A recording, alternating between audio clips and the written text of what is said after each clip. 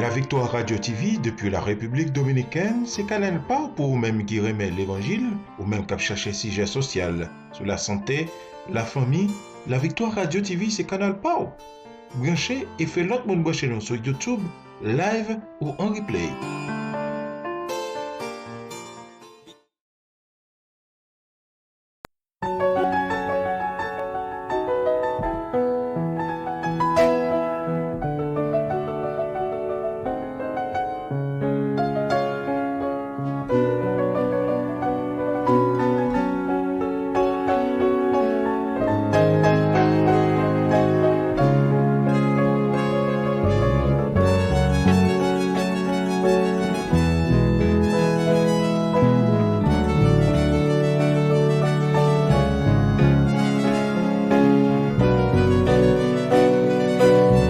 Dans le Seigneur, que la paix et la grâce de Dieu soient avec vous tous.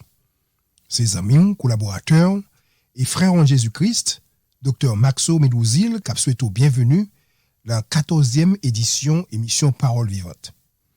Nous sommes très contents que le Seigneur donne une opportunité pour nous capables encore en santé semaine ça, pour nous continuer à réfléchir sur parole.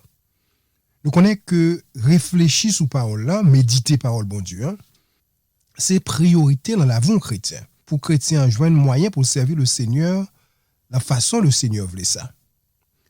Réfléchir sur parole là, c'est un moyen pour permettre que nous autres comme chrétiens, pour nous capables chercher faire la volonté de Dieu, puisque nous ne pouvons pas comprendre la volonté bon Dieu si nous pas les paroles là, si nous pas réfléchir sur parole là. Thème pour 14e édition ça, c'est la victoire sur la mort. La victoire sur la mort. Et édition ça a gagné 3 parties là-dedans. On a développé première partie sous le sujet la mort et ses causes. Deuxième sujet, c'est Jésus a ressuscité les morts au cours de son ministère sur la terre. Et troisième partie édition ça, l'a comme sujet qu'est-ce que la victoire? Et comment en parvient-on? Ainsi, mes frères et sœurs, aujourd'hui, on a commencé avec première partie, édition ça, et encore une fois, sujet nous, c'est la mort et ses causes. Pour cette 14e édition, on a joué lecture parole bon Dieu dans le livre de 1 Corinthiens, le chapitre 15, les versets 42 à 58. 1 Corinthiens, chapitre 15, les versets 42 à 58. Ainsi en est-il de la résurrection des morts. Le corps est semé corruptible. Il ressuscite incorruptible. Il est semé méprisable. Il ressuscite glorieux. Il est semé infirme. Il ressuscite plein de force. Il est semé corps animal. Il ressuscite corps spirituel. S'il y a un corps animal, il y a aussi un corps spirituel. C'est pourquoi il est écrit, le premier homme, Adam, devint une âme vivante. Le dernier Adam est devenu un esprit vivifiant. Mais ce qui est spirituel n'est pas le premier, c'est ce qui est animal. Ce qui est spirituel vient ensuite. Le premier homme, tiré de la terre, est terrestre. Le second homme est du ciel. Tel est le terrestre. Tels sont aussi les terrestres. Et tel est le céleste. Tels sont aussi les célestes. Et de même que nous avons porté l'image du terrestre, nous porterons aussi l'image du céleste. Ce que je dis, frère, c'est que la chair et le sang ne peuvent hériter le royaume de Dieu. Et que la corruption n'hérite pas l'incorruptibilité. Voici, je vous dis un mystère. Nous ne mourrons pas tous, mais tous nous serons changés. En un instant, en un clin d'œil, à la dernière trompette. La trompette sonnera et les morts ressusciteront incorruptibles et nous serons changés. Car il faut que ce corps corruptible revête l'incorruptibilité et que ce corps mortel revête l'immortalité.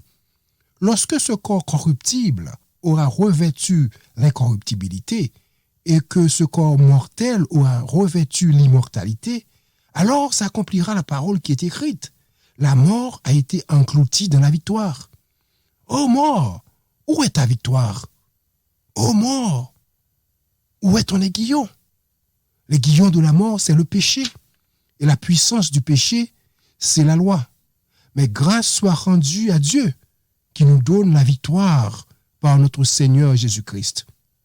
Ainsi, mes frères bien-aimés, soyez fermes, inébranlables, travaillant de mieux en mieux à l'œuvre du Seigneur, sachant que votre travail ne sera pas vain dans le Seigneur. Amen. Seigneur Jésus, Papa nous qui est dans le ciel là, nous présenter devant le moment ça pour nous dire merci pour l'opportunité qu'on a nous, pour nous capables en santé, pour nous retourner, pour nous continuer à méditer sur parole là. Nous nous merci pour le passage ça que nous sautons, un passage qui est très riche, côté nous pourrons discuter au sujet de la victoire sur la mort. Nous comptons, Seigneur, du fait que vous faites nos promesses, des promesses qui sont inchangeables, des promesses, Seigneur, que les hommes, aussi puissants que vous paraissent, pas capables de changer, pas capables de renverser. Nous comptons, encore une fois, Seigneur, que vous permettez que jusque nous-mêmes, tous, capables d'espérer de ces promesses.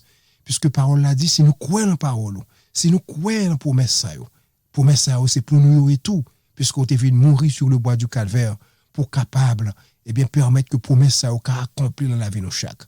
Nous demandons qu'on est capable de servir avec nous encore aujourd'hui. Permettre que tout ça qui va sortir dans la bouche nous, va remplir avec cet esprit. Pas quitter aucun vide dans la vie nous, aucun vide dans l'esprit nous, pour que Satan pas utiliser l'œuvre nous pour propager un évangile qui est contraire à la sainte doctrine. Nous te prions ainsi, dans le nom de Jésus, à lui seul soit la gloire, au siècle des siècles. Amen, amen. Frères et sœurs, nous comptons aujourd'hui que le Seigneur donne nous opportunité pour nous capables de continuer à réfléchir sur parole. Pas oublier que thème pour 14e édition ça, c'est la victoire sur la mort. Mais sujet nous pour émission aujourd'hui, c'est la mort et ses causes. Mot la mort, c'est un mot qui gagne une histoire.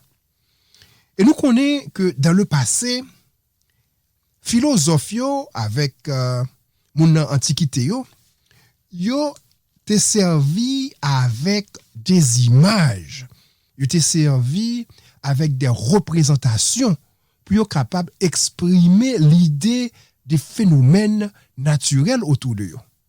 Ainsi, mes frères et sœurs, dans l'étymologie latine de ce mot, la mort, mortem, il gagne l'idée d'une cessation complète et définitive de la vie. Ça veut dire c'est le point où côté l'être humain cesse de vivre.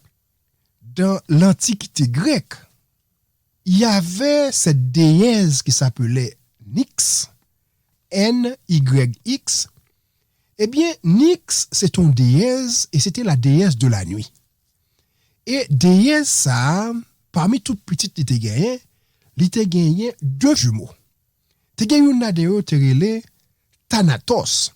L'autre là, il était Hypnos. Alors, Thanatos, c'était une sorte de représentation, une sorte de personnification de la mort. Ainsi, on appelait Thanatos le dieu de la mort. Alors, le dieu, le petit dieu, le dieu de la mort. Et son frère Hypnos, qui personnifiait le sommeil, on l'appela le dieu du sommeil. Et comme disait mon ami Malbranche, dormir, c'est y frère la mort. Et c'est presque la même chose ici, puisque Hypnos et Thanatos, c'est deux frères jumeaux. Hypnos, c'est le dieu du sommeil, tandis que Thanatos, c'est le dieu de la mort. Il y a ce qu'on appelle anthropomorphisme. Ça veut dire l'idée de la divinité qui est représentée par une image de l'homme. Et mes frères et sœurs, c'est une raison qui fait dans le passé, et les hommes te connaissent adorer pas mal de choses. Parce que pour chaque chose, n'est-ce pas vrai, que ce soit des phénomènes naturels, que ce soit des choses qui à vivre de tous les jours, ils ont représenté bagay ça par un Dieu. Et des fois, Dieu a capsé au monde, des fois, Dieu a capsé un arbre, que ce soit le soleil, que ce soit la lune, etc., etc. Eh bien, dans ce contexte mythologique, le dieu de la mort était Thanatos. Tandis que le dieu du sommeil était son frère jumeau qui s'appelait Hypnos. Et on dit souvent en français, quand on est fatigué, que je vais me jeter dans les bras de Morphée. Et en pile, on nous dit ça souvent. Eh bien, Morphée lui-même était le fils de Hypnos. Et lui, il personnifiait le dieu des songes de la mythologie grecque. C'est-à-dire, là, nous dit que nous pourrons jeter nous dans les bras de Morphée. L'idée, c'est que nous pourrons dormir pour nous capables de faire rêve. Même si ce n'est pas l'idée du rêve qui est primordiale, mais c'est l'idée du sommeil en profondeur qui permet que rêve la fête, qui permet que nous fassions rêve. Voilà pourquoi, et quand on utilise cette expression que je vais me jeter dans les bras de Morphée, ça veut dire que je vais dormir en profondeur et je vais rêver. Et cette représentation, mes frères et sœurs, mythologique de la mort, du sommeil et des rêves de l'Antiquité, li gagne jusqu'à présent imagé dans la médecine, li gagne imagé dans les sciences, par exemple, de santé publique. En médecine, par exemple, où est que you présenté, quand on parle de la mort, you présenté une tête d'individu, une tête de mort, et où est que gagné, par exemple, des os, you montre qui croisaient en bas tête ça, et c'est un symbole international qui montrait que ou bien toxine ou servi, ça veut dire et produits chimiques ça on utiliser sont bail qui très dangereux assez qui a causé la mort, ou du moins si on dit que eh bien faites attention puisque produit ça lui-même est capable de causer la mort en général. Et si l'on a regardé si ça yo jusqu'à présent yo toujours utilisé dans la science et c'est eux mêmes qui communiquent des informations à nous-mêmes. Et c'est ce qu'on appelle le symbolisme. Ainsi, mes frères et sœurs, il y a aussi la définition biologique de la mort. Et ici, même quand on parle de la définition biologique, des fois on fait la différence entre la mort clinique et la mort biologique. En général, comme nous t'avons dit avant, c'est que la mort biologique, c'est la cessation complète et définitive de la vie d'un être humain. C'est l'irréversibilité de toutes les fonctions biologiques de l'organe humain. Définition ça, l'idée d'une dégradation des tissus, l'idée d'une dégradation des cellules et l'idée d'une cessation, encore une fois, irréversible des fonctions particulièrement respiratoires et des fonctions circulatoires. Cette cessation irréversible affecte aussi les fonctions du cerveau. Ainsi, mes frères et sœurs, de cette définition biologique, nous voyons comment que l'être humain cesse de vivre et que les tissus, les organes sont tombés dans une situation irréversible, irréparable, et que l'impossible pour que croix ça, pour que humain ça capable de revivre encore. Tandis que la définition clinique de la mort, c'est une définition plus facile qui montrait que quand il n'y a plus de rythme cardiaque dans le corps de l'humain, on parle d'une mort clinique. Et une fois que nous pas cap joindre bagay ça yo, nous n'a mesuré yo, nous toucher moun yo, nous pas joindre et pulse yo cap bat, nous pas joindre rythme cardiaque moun nan, et bien cliniquement nous dit que moun ça sont moun qui mourent. Alors, mes frères et sœurs, la Bible aussi donne une définition de la mort. Dans le livre d'Ecclésiaste, le chapitre 12 et le verset 7, la parole nous dit « Avant que la poussière retourne à la terre, comme elle y était, et que l'esprit retourne à Dieu qui l'a donné, vanité des vanités, dit Ecclésiaste, tout est vanité. » Dans le texte, ça, frère Maximion, nous comprenons que la mort, c'est la séparation du corps et de l'esprit. Puisque ici, il dit avant que la poussière retourne à la terre. N'est-ce pas vrai? Et que l'esprit retourne à Dieu. L'esprit fait son chemin, retourne à Dieu, tandis que le corps, qui est poussière, retourne dans la terre. Il y a une sorte de dissolution, il y a une sorte de séparation entre le corps et l'esprit. C'est l'une des définitions les plus complètes de la Bible au sujet de la mort. Dans le livre de Psaume, le chapitre 146, le verset 4, le psalmiste nous dit que leur souffle s'en va, ils rentrent dans la terre, et ce même jour, leurs desseins périssent. Encore une fois, nous voyons l'idée d'une séparation entre l'esprit et le corps, puisque le souffle, pas oublier que le Dieu était fini créer nous lors de la création, il prend la boue. L'Éternel, le Dieu Tout-Puissant, il a soufflé dans nos narines le souffle de vie. Et c'est ce souffle qui nous a permis d'avoir un esprit. Cet esprit qui nous permet non seulement pour nous réfléchir, pour nous penser, pour nous agir, pour capable de dominer ce corps. Puisque Paul l'a dit, c'est l'esprit qui vivifie.